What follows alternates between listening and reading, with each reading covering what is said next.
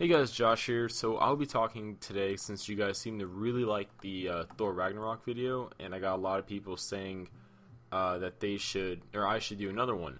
So I thought I'd do the next one on Carol Danvers. Now, I think this one is like the one movie they really need to take liberties with. Now, they definitely did that with Guardians of the Galaxy to make it their own, and that paid off.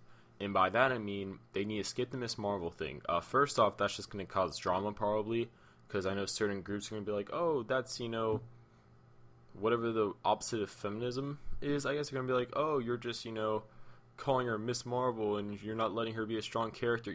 All that PC stuff, just, it's not worth it to Marvel, I'm pretty sure, which is why they're just jumping the gun and calling her Captain Marvel.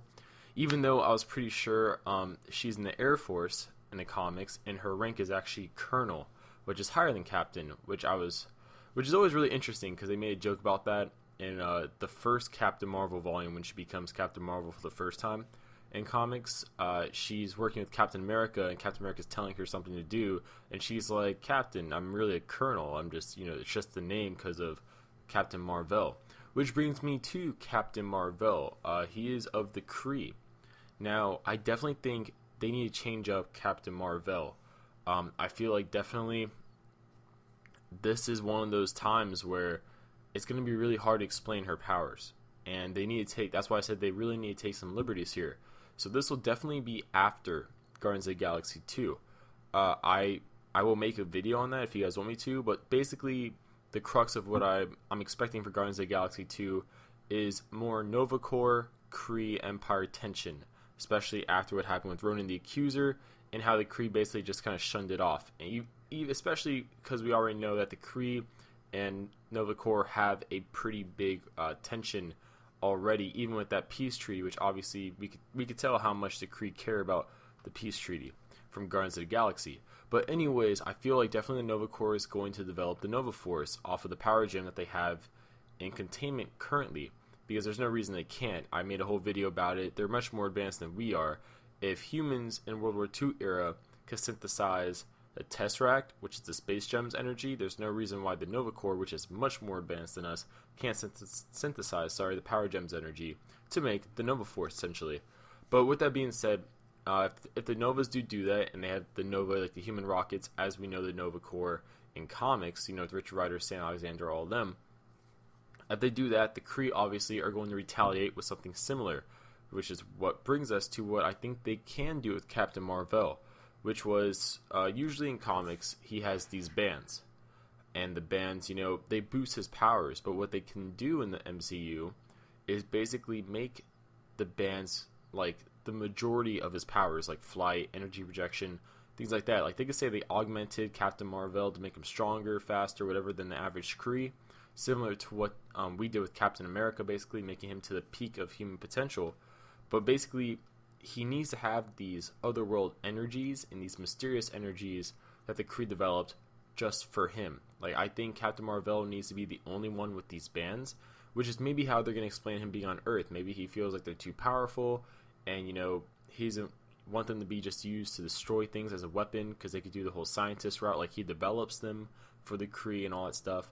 But anyways, he's going to go to Earth, and he should be undercover like he usually is in the comics.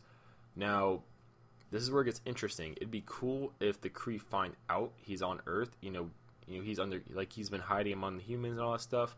We can go to the Pink Kree, Blue Kree. That'd be pretty cool also. But also, moving on from that, it'd be cool if we had like the Kree Sentry come to Earth to take Captain Marvel. The battle happens. Captain Marvel uses the bands. Fight. Kree Sentry explodes whatever, shoots energy out, the radiation from it. Captain Marvel protects Carol Danvers. I don't know how they'd incorporate her into that fight. Maybe she's working with Captain Marvel. Maybe Captain Marvel's human identity is working for the Air Force. They could pull that off, and Carol Danvers, since she is in the Air Force, maybe she is working with him, kind of like, I don't know, liaison or something like that. I really don't know, obviously, because Marvel could do whatever they want, really, with this movie. But that's just, my idea, like, how they could do that. And then, with the energy, the radiation affects Carol Danvers, puts her into a coma. That's easily where, like, the first fifth of the movie can end. 'Cause I don't think they should focus too much on it. I definitely think this movie should do what Guardians of the Galaxy did, which is, and what Thor should have been doing, which is, space. Space is unlimited in the potential of stories you can tell. Earth is very limited now because you have the Avengers, you have all these different heroes on Earth. So it's going to make it hard to explain how all these major things happen on Earth and no one's involved. While in space, you can have a major thing and it can be justified while no one's there. Because space is such a massive, it's a massive, vast, void.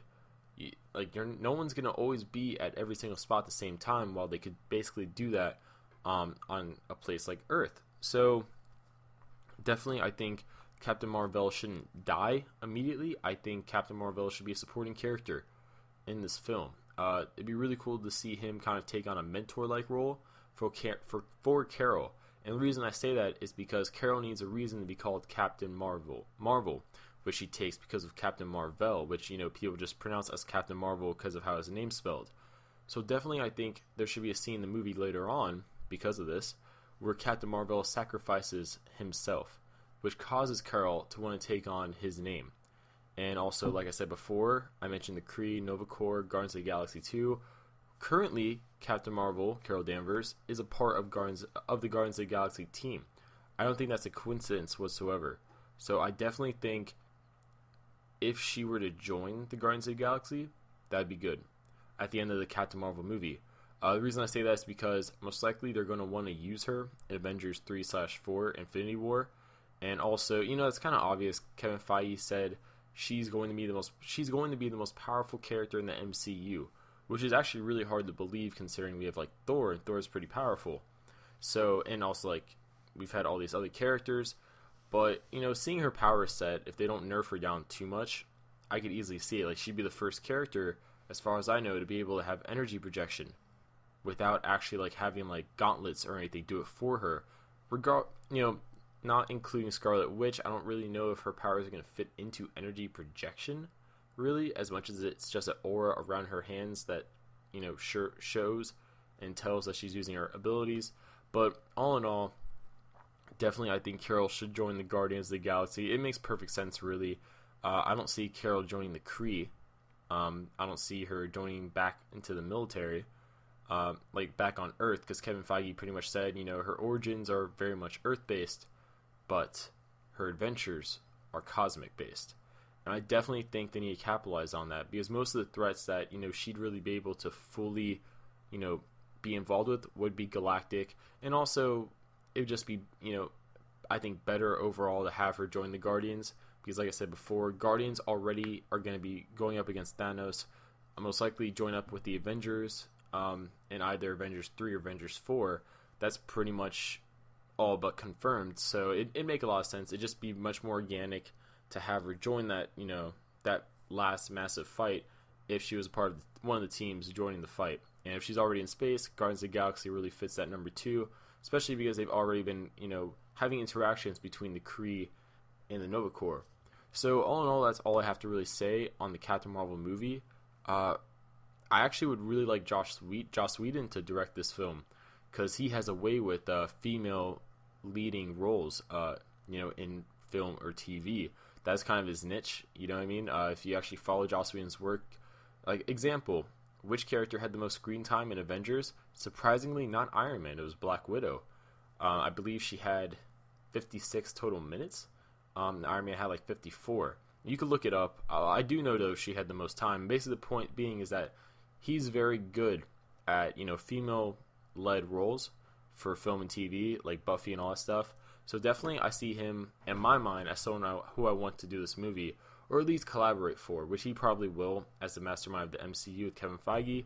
I'm sure he'll be heavily involved, especially because he loves, as I've mentioned a few times now, his female-led roles. So without further ado, I don't know who I want to cast, but comment below who you guys would like to see casted. And also comment below the next movie you guys would like me to kind of do my how-to for. And without further ado, this is Josh. See you guys later.